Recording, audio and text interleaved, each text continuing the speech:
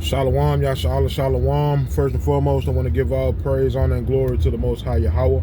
I do so in the name of His only begotten Son, Yahweh Shai. Double honors to the apostles and elders of Yasha Allah. Call Haloyam La Yahweh Bahasham Yahweh Shai Bahasham Harakha Kodash, for blessing our elders with the spirit of truth so that we may know. Shout out to the Akim and the Akwat that's keeping the faith and the work. Y'all keep at it. This your brother Abaya coming at you with more quoted precepts. Right, Scripture tells us that the prophecies of the Lord will come to pass, right? Though it tarry, wait for it. And the prophecy that I'm speaking of now, well, really all of the prophecies, but the main one that I'm speaking of now is the civil war and civil unrest happening throughout the world. Our scripture tells us when we see these things, then we should know that this is a sign of the Lord visiting the world that He made. All right, so what's going on in Mexico? All right, they over there tearing it up, man, and it's all kind of different stories behind what's going on. All right, one is, a cartel leader was unalived, and the remaining members of the cartel is just tearing up the city in revenge. Another story is that the CIA did a mission in Mexico, because President Nero or Agent Orange was saying, Mexico was next, right? And they probably couldn't just go in like they did in Venezuela, right? So they had to do it a bit different because Mexico is right there, right? It's like, damn, it's attached to the daughter of Babylon, right? And they know all kind of channels to get into this place, right? I want to say I saw another story where it was an attempted, I could be wrong, but I think I saw this. It was an attempted unaliving, and basically what they tearing up the city for is to let the city know, what I'm saying, don't fuck with this particular cartel, right? But me personally, understanding the wiles of the devil, I would lean more towards the daughter of Babylon sending in a squad to cause a civil eruption, right, of unrest, right? But nevertheless, Scripture told us that these things will come to pass, right? And it's more so going to happen in the daughter of Babylon. So basically what we're witnessing in Mexico is a foreshadowing of what's coming to the daughter of Babylon, right? Even though the people of Babylon are, I ain't gonna say they at rest. In certain parts they turned up because of, the ICE agents, right? And it's funny how, that news just kind of floated away and disappeared, right? And ain't nobody talking about that no more. But that's how the daughter of Babylon operates, man. They cause another set of confusion to cover up a set of confusion, all right? They cause chaos to cover up chaos. So while you focusing on this and getting all the information that you can on this, something else happened, and it takes your mind away from this and put it on that, which is really why, you got to stay circumspect. Scripture tells us walk circumspectly, not as fools, but as wise, redeeming the time because the days are evil. So walk circumspectly means to, oh my goodness, what is that? Crack my damn windshield. Dead a bitch. Anywho, to walk circumspectly means to be aware of your surroundings, right? It means to walk understanding what's going on around you.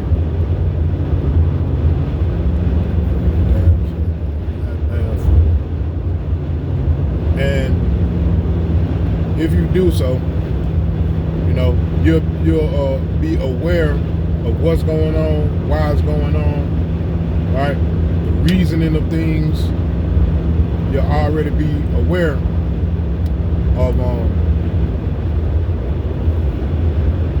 your surroundings, so to speak.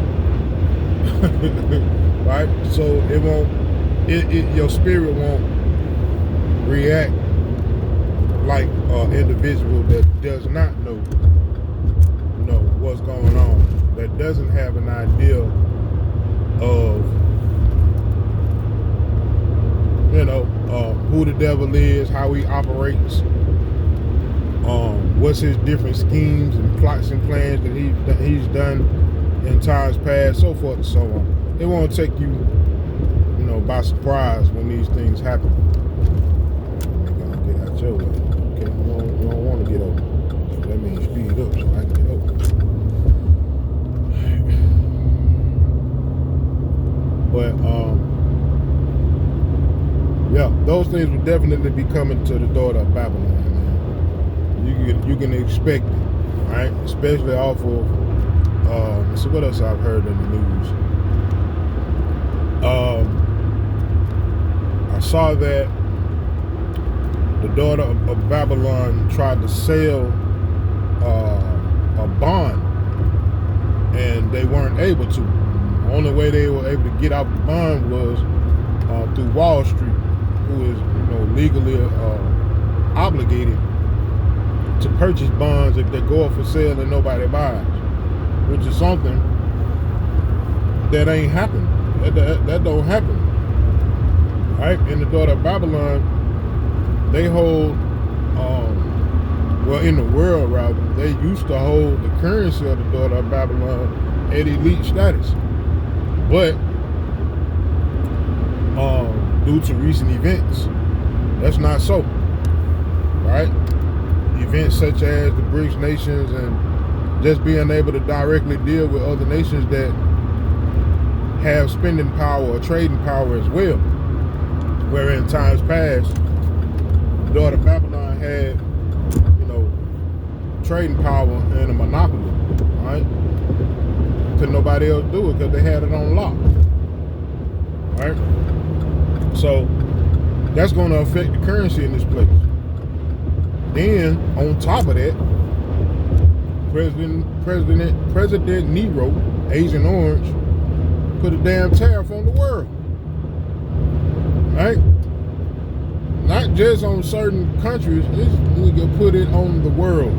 So that automatically takes our spending power in the daughter of Babylon. That shit finna skyrocket, just like it did with the tariffs on China and certain allies of the daughter of Babylon. Man, when I tell you it's finna get bad out this bitch, it's finna get bad out this bitch. That's because the Lord ordained it, and that's the Lord letting us know that he's doing away with the daughter of Babylon. Alright, this place is done. It's a wrap. And call her lawyer and liar, how about something how a side for it, because damn this place, man. When I tell you this place is exhausting, man, this place is exhausting. I did a video going in on how Henry Ford basically set the precedence for a work week, right? Minimum 40 hours, and it's not for production purposes, it's for control purposes, right?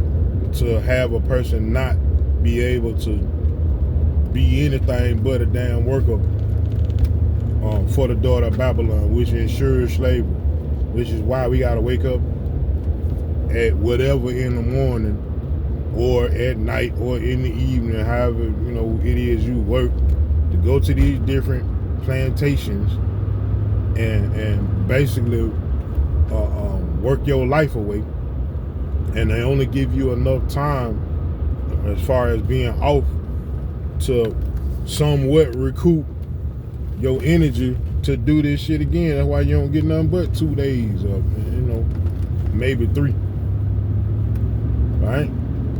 Well, mostly 2, for real, yeah.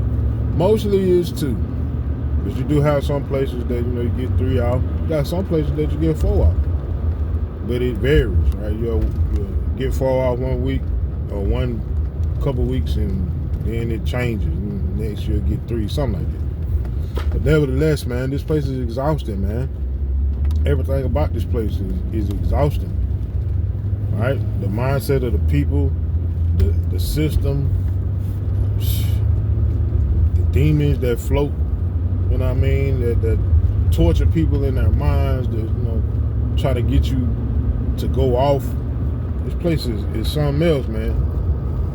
All right, but just imagine. If it's bad like this for us, the Lord's people, whom He loves, in this place that He designed to be a prison for us, how much worse is it going to be for Esau, Edom, and his friends in the kingdom of heaven that is heaven for us, but that is said to be hell for them? Right? Reward her double as she rewarded you. Right? Scripture tells us that we're going to have them servants and we're going to rule with a rod of iron. Right? So, yeah, everything we getting, because I know you sitting back, you laughing and chuckling it up, Look how we got that little people. Look at them. Look at them. Got they little babies scrolling the internet to let them know how we feeling, right? Look at them. They so depressed and they down and they oppressed and they laughing it up. Ha ha ha ha. Yeah, laugh now. How Scripture says, woe to them that that laugh now, for they shall weep. Roughly paraphrasing. Right? Yeah, it's gonna be crying, man. Right? But it's gonna be non-stop, man. Non-stop, foot up ass, man. Think we got it bad. Wait till what you got to go through. Right? And that's part of the hope, man. That's part of the faith. One of these days, the devil gonna get it, man. And everything that we going through, light work compared to this goddamn demon. Alright, so I am with that, man. How about Shimmy Awashara to Zah? These precepts exhort you to be aware of the times and be spiritually prepared for what's to come. So with that, man, how about Shimmy Awashara to Zah? These I just said that. Call Haloyim La Yahweh Shimmy Awashara by Shamhara Kakodash. Shalom, Yashala, Wa, Ababa Ball.